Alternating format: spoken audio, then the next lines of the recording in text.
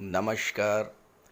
बहुत स्वागत है आप सभी दर्शकों का गुरु राशि परिवर्तन के इस वीडियो में। अतिचारी गुरु का तूफान, इतिहास दोहराया जाएगा 2025 से 2033। जी हाँ, 15 मई 2025 वो तिथि है जब देवगुरु बृहस्पति राशि परिवर्तन करेंगे और राशि परिवर्तन करके मिथुन राशि में गोचर करेंगे। मिथुन राशि में गोचर करते ही गुरु अतिचारी अवस्था में आ जाएंगे। अतिचारी अवस्था वो अवस्था होती है जब किसी भी ग्रह की चाल सामान्य चाल से 2 गुना से अधिक तीव्र होती है। यानी जो ग्रह 1 वर्ष में राशि परिवर्तन करता है वो 6 माह में ही राशि परिवर्तन कर लेगा। और ये स्थिति 1-2 वर्ष के लिए नहीं बल्कि 2033 तक, पूरे 8 वर्ष तक रहने वाली है। और इस अवधि में हमें बेहद सावधान भी रहना होगा। हालांकि 8 वर्षों के गोचर को एक वीडियो में समाहित कर पाना संभव नहीं है, इसलिए इस वीडियो में देवगुरु के मिथुन राशि में गोचर पर ही चर्चा करूंगा। देवगुरु 15 मई को मिथुन राशि में गोचर करेंगे और 18 अक्टूबर को राशि परिवर्तन करके कर्क राशि में चले जाएंगे। कर्क राशि गुरु की उच्च की राशि है, लेकिन अपनी उच्च की राशि में लगभग 2 माह तक ही रहेंगे और पुनः 5 दिसंबर को मिथुन राशि में आ जाएंगे। और मिथुन राशि में 5 दिसंबर से 6 जून तक रहेंगे और 6 जून को पुनः कर्क राशि में चले जाएंगे। मैंने थंबनेल में लिखा है इतिहास दोहराया जाएगा। जी हाँ, महाभारत काल में ठीक ऐसी ही घटना घटित हुई थी जब देवगुरु पूरे 8 वर्ष के लिए अतिचारी अवस्था में गोचर किए थे। और उसका क्या परिणाम हुआ ये किसी से छुपा नहीं है। अभी 5 वर्ष पूर्व 2020 में भी देवगुरु अतिचारी अवस्था में अपनी नीच की राशि शनि की राशि मकर राशि में गोचर कर रहे थे। और उस गोचर के दौरान पूरा विश्व कोरोना से पीड़ित हुआ। पूरे विश्व में त्राही त्राही मची थी, ये भी आपको याद होगा। तो एक बार फिर से आने वाले 8 वर्षों में कुछ इस तरह की स्थितियां पुनः क्रिएट होंगी। इसीलिए मैंने लिखा है इतिहास दोहराया जाएगा 2025 से 2033 के दौरान।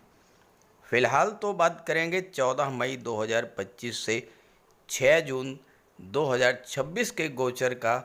मकर राशि के जातकों के जीवन में क्या क्या उलटफेर होंगे, क्या क्या परिवर्तन आएंगे।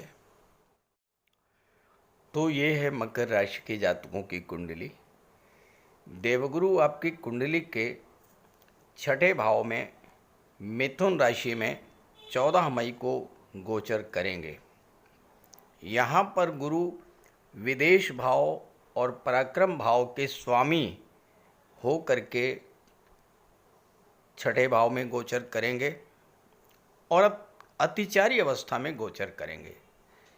देवगुरु एक राशि में लगभग 13 माह तक गोचर करते हैं, लेकिन 14 मई को 6ठे भाव में आएंगे। 18 अक्टूबर को राशि परिवर्तन करके 7वें भाव में कर्क राशि में आ जाएंगे, अपनी उच्च की राशि में।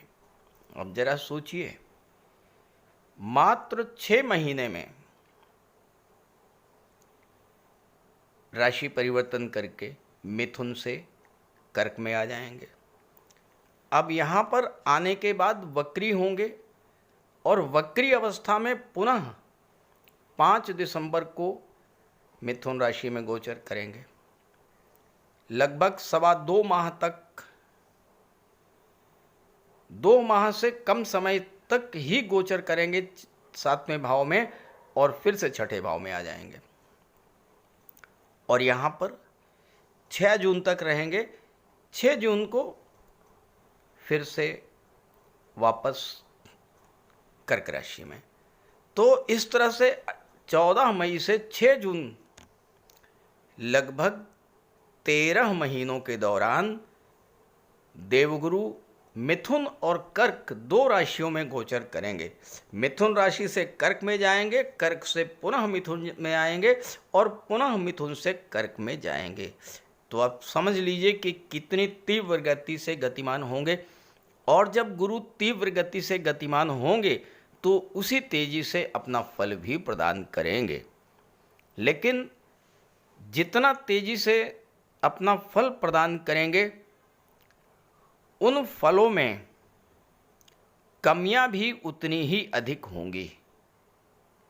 एक उदाहरण से मैं आपको समझाता हूँ, बिल्कुल बात आपको क्लियर हो जाएगी किस तरह से गुरु का प्रभाव होगा इन 13 महीनों में। देखिए, मान लीजिए आपने किसी कॉन्ट्रैक्टर को अपना मकान बनाने का ठेका दिया और उसने कहा कि वो 1 वर्ष में मकान तैयार करके आपको दे देगा, लेकिन उसने 6 महीने में ही मकान बना करके दे दिया। अब आप तो बड़े खुश हुए, चलो अच्छा हुआ, बहुत जल्दी अपना मकान मिल गया। अब आपको मकान की चाबी हैंडओवर करके कॉन्ट्रैक्टर चला गया और आप अपने नए घर में रहने के लिए आ गए। जब आप अपने घर में आए तो पता चला कि उस घर में बहुत सारी कमियां रह गई हैं। जल्दबाजी में प्लास्टर ठीक से नहीं हो पाया, फर्श की टाइल्स सही नहीं लग पाई, इलेक्ट्रिक फिटिंग सही ढंग से नहीं हो पाई, सैनिटरी सिस्टम सही ढंग से काम नहीं कर रहा है।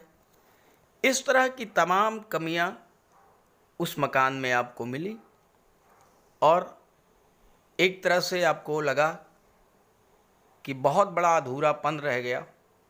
इसने जल्दी में मकान बना कर को तो दे दिया, लेकिन वो मकान रहने काबिल नहीं है। तो आपने क्या किया? आपने पुनः उस कॉन्ट्रैक्टर को फ़ोन किया और बुलाया। अब 2 महीने बाद वो पुनः आया और उसने आने के बाद हमारे घर में जो कमियां रह गई थी उसे अगले 6 महीने में वो ठीक करता है। ठीक यही स्थिति देवगुरु आपके साथ करने जा रहे हैं। गुरु अतिचारी अवस्था में हैं। जिस भाव से संबंध बनाएंगे उनसे संबंधित फल बहुत तेजी से मिलेंगे, लेकिन यही हमें सावधान भी रहना हो, कहीं ऐसा ना हो कि जो काम इन 6 महीनों में पूरा हुआ वो आधा अधूरा रहे और उसकी कमियों को दूर करने के लिए पुनः अगले 6 माह लगाने पड़ें। तो चलिए समझते हैं मकर राशि के जातकों को गुरु किस तरह का फल देंगे। अब यहाँ पर गुरु 6ठे भाव में गोचर कर रहे हैं। गुरु हैं धन के कारक और 6ठा भाव क्या है? कर्ज का। इन 6 महीनों में बहुत तेजी के साथ अपना कर्ज उतारने का आप प्रयास करेंगे, लेकिन इस जल्दबाजी में हो सकता है कि छोटा कर्ज उतारने के लिए आप कोई बड़ा कर्ज ले लें और उस पुराने कर्ज को एडजस्ट कर दें और नया कर्ज शुरू हो जाए। लेकिन ध्यान रखना है कि जो बड़ा कर्ज आप लेने जा रहे हैं कहीं ऐसा ना हो कि आगे चल कर के वो आपके लिए बड़ी समस्या पैदा करे।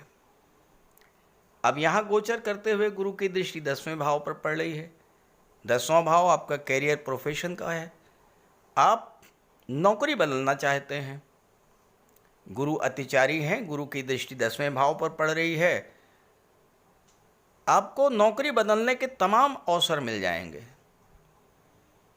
लेकिन यहां भी जल्दबाजी में आपने कोई नौकरी ज्वाइन कर ली, पुरानी नौकरी को स्विच ऑफ किया, नई नौकरी ज्वाइन किया, जल्दबाजी में बगैर सोचे समझे, नई नौकरी के इन्स आउट्स को समझे बगैर आपने ज्वाइन कर लिया, पुरानी नौकरी छोड़ दिया। पता लगा कि जो नई नौकरी है वहाँ का माहौल आपको सूट नहीं कर रहा है। जहाँ पर आप काम कर रहे थे वहाँ काम करने का अच्छा माहौल था, अच्छे मित्र थे, अच्छे साथी थे, अच्छे बॉस थे। नई जगह आपके लिए समस्या पैदा हो रही है। अब क्या होगा? आप इन समस्याओं को झेलते रहेंगे। जब 5 दिसंबर को गुरु लौट करके फिर आएंगे 6वें भाव में, तब आपकी इस तरह की समस्याओं का समाधान आपको मिलेगा। तो जल्दबाजी मत कीजिए। अब आप 18 अक्टूबर को 7वें भाव में चले जाएंगे। गुरु विवाह के कारक होते हैं, 7वां भाव विवाह का होता है। इन 2 महीनों में ही बहुत तेजी के साथ विवाह के रिश्ते आएंगे। यहाँ भी आपको सावधान रहना हो। जल्दबाजी में बिना कुंडली का मिलान किए, बिना पूरी जानकारी किए आपने मैट्रिमोनियल एड दिया, रिश्ता आया, जाना न बूझा और विवाह कर दिया, तो अब समस्याएं आपके सामने पैदा होंगी विवाह के बाद। तो यहाँ भी सावधान रहना है। भले ही रिश्ते बहुत सारे आएंगे, लेकिन जल्दबाजी नहीं करना है जब तक 5 दिसंबर तक गुरु यहाँ पर हैं। 5 दिसंबर को जब गुरु 6ठे भाव में आ जाएं, उसके बाद आपके पास जो भी रिश्ते आए हैं उन पर फाइनल डिसीजन लीजिएगा। 18 अक्टूबर से 5 दिसंबर के बीच में मैरिज को लेकर के कोई जल्दबाजी में निर्णय मत लीजिएगा। और स्थितियों में तो आप सुधार ला सकते हैं, लेकिन अगर रिश्ता गलत जुड़ गया तो 6 जून के बाद जब गुरु 7वें भाव में कर्क राशि में आएंगे, तब भी गलत रिश्ते को आप सुधार नहीं पाएंगे। फिर आपको जीवन भर समस्याएं ही समस्याएं झेलनी पड़ेंगी। ये होगा गुरु का प्रभाव। इसलिए 18 अक्टूबर से 5 दिसंबर के बीच में जितने भी रिश्ते आए, आप रिश्ते हैं बात करते रहिए। जल्दबाजी में फाइनल डिसीजन मत लीजिए। फाइनल डिसीजन तभी लीजिए जब 5 दिसंबर को गुरु 6ठे भाव में वापस आ जाएं। अब गुरु 6ठे भाव में हैं, 6ठा भाव शत्रुता का होता है। आपकी वाणी के भाव में राहु बैठे हैं। क्या होगा? वाणी कटु होगी, वाणी में उग्रता होगी। आप क्रोध में क्या बोल रहे हैं, क्या कह रहे हैं, ये आपको आभास नहीं होगा। जब क्रोध उतर जाएगा तब आपको समझ में आएगा कि मैंने क्रोध में क्या क्या कह दिया। अब मान लीजिए ऐसी कोई स्थिति बनती है, पता लगा क्रोध में ही आप जो है थाने पहुंच गए, एफआईआर कराने पहुंच गए, कोर्ट कचहरी में मैटर लेके चले गए, तो यहाँ भी आपको ध्यान रखना है, जल्दबाजी नहीं करनी है। वाणी पर, क्रोध पर नियंत्रण रखना है। किसी शत्रुता को बहुत तरीके से हैंडल करना है, बढ़ाना नहीं है, कम करके रखना है। निगोशिएशन के द्वारा, टेबल टॉक के द्वारा उस समस्या को हल कर लेना है, क्योंकि गुरु 12वें भाव के स्वामी हैं। 12वां भाव कोर्ट कचहरी का है और गुरु 6ठे भाव में बैठे हैं जो कि संघर्ष का है। यहाँ भी जल्दबाजी नहीं करनी है। अब छठा भाव क्या होता है? रोगों का होता है। 12वां भाव अस्पताल का होता है। दोनों पर गुरु का आधिपत्य है। अब आपको कोई स्वास्थ्य संबंधी समस्या हुई, यहाँ पर अतिचारी गुरु क्या करेंगे? वो ये करेंगे कि आप जल्द से जल्द स्वास्थ्य लाभ करना चाहेंगे। आप एक डॉक्टर के पास गए, आराम नहीं मिला, 2 दिन बाद दूसरे के पास पहुंच गए, वहाँ आराम नहीं मिला, तीसरे के पास पहुंच गए, चौथे के पास पहुंच गए। पता ही लगा कि 15 दिन में आप 5 डॉक्टर बदल लिए आपने। तो यहाँ पर ये भी नहीं करना है, सावधान रहना है, क्योंकि लगातार आप डॉक्टर बदलते रहे तो आराम होना तो दूर की बात है, हो सकता है कि आपको 12वें भाव के आधार पर अस्पताल में भर्ती होना पड़ जाए, ऐसी स्थिति बन सकती है। तो यहाँ भी आपको कहने का मेरा आशय ये है कि जिन भावों से गुरु का संबंध बन रहा है उन भाव से संबंधित कार्यों को लेकर जल्दबाजी नहीं करना है, जबकि गुरु क्या करेंगे, आपका माइंडसेट ऐसा कर देंगे कि आप उस कार्य को बहुत तेजी से करना चाहेंगे। अब 12वां भाव विदेश का है, आपकी विदेश जाने की इच्छा है। जल्दबाजी में किसी ऐसे व्यक्ति के फंदे में आप फंस सकते हैं जो फ्रॉड निकले, विदेश के नाम पर आपको ठग ले, आपका पैसा डुबा दे। तो यहाँ भी पूरी जांच पड़ताल करके पूरी तरह से संतुष्ट होने के बाद तब किसी व्यक्ति पर भरोसा कीजिएगा। और ऐसे ही जब 18 अक्टूबर को 7वें भाव में आ जाएंगे तो आपको ये लगेगा कि जल्दी से जल्दी कोई व्यापार शुरू किया जाए, या आप कोई पार्टनरशिप में व्यापार करना चाहते थे तो इस समय पार्टनर्स की लाइन लग जाएगी। 1-2 नहीं, कई पार्टनर आपको मिल जाएंगे। यही काम आपको सावधानी से करना है। जब तक 5 दिसंबर तक गुरु 7वें भाव में रहते हैं, किसी पार्टनर के साथ किसी तरह का कोई लीगल कॉन्ट्रैक्ट आपको नहीं करना है। जब यहाँ से गुरु हट करके फिर से छठे भाव में आ जाएं, तब आप सही तरीके से समझ करके कोई पार्टनर चुनिएगा। अब गुरु की दृष्टि धन के भाव पर है, यहाँ राहु महाराज बैठे हुए हैं और पूरे गोचर काल में राहु जो है धन भाव में ही रहेंगे। राहु क्या हैं? राहु मैलेफिक प्लेनेट हैं, जल्द से जल्द अमीर बनने का सपना दिखाते हैं, और गुरु तो अतिचारी अवस्था में है ही है। आपके मन में क्या आएगा कि जल्दी से जल्दी धन का भंडार भर लें, कहीं ना कहीं से ऐसा पैसा मिल जाए जो जल्दी से जल्दी आपको अमीर बनाए। इस तरह की टेंडेंसी आपके मन में आएगी, इस तरह की सोच में आपके परिवर्तन आएगा। अब यहाँ भी सावधान रहना है, क्योंकि राहु महाराज की दृष्टि कहाँ पर है? 8वें भाव पर है। तो जल्दबाजी में किसी अनैतिक तरीके से धन अर्जित करने का प्रयास भूल करके भी मत कीजिएगा, क्योंकि अगर आपने किसी अनैतिक तरीके से धन अर्जित करने का प्रयास किया, नुकसान ही नुकसान होगा, लाभ बिल्कुल नहीं होगा।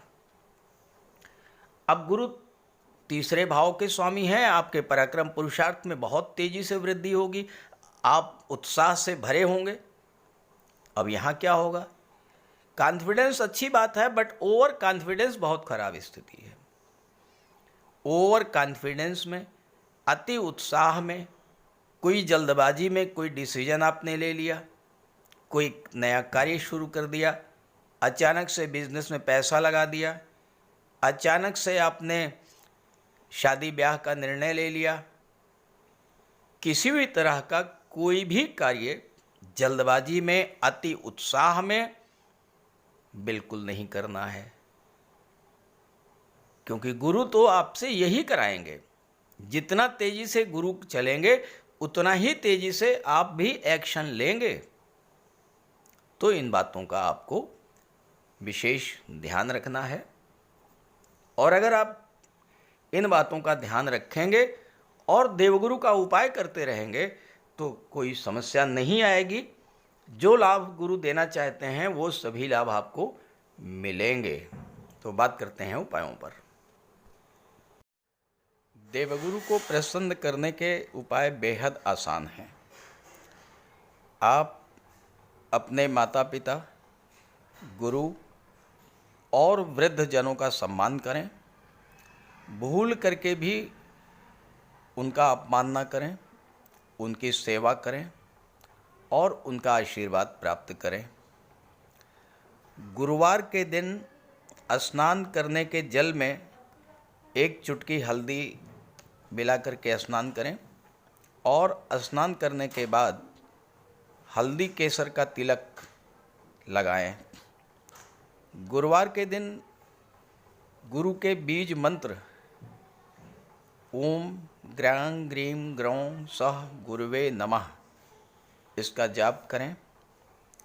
घर में एक केले का वृक्ष लगा लें, चाहे तो गमले में ही लगा लें, उसको जल अर्पित करें, केले के वृक्ष की पूजा करें। भगवान विष्णु की पूजा करें।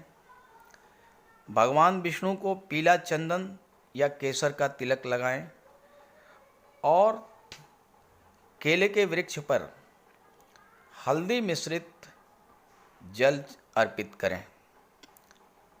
गुरुवार के दिन पीली मिठाई, हल्दी, पीले वस्त्र, पीली वस्तुओं का दान करें और पीले रंग के ही वस्त्र धारण करें। ये बहुत छोटे छोटे से उपाय करें आप तो इससे देवगुरु प्रसन्न होंगे।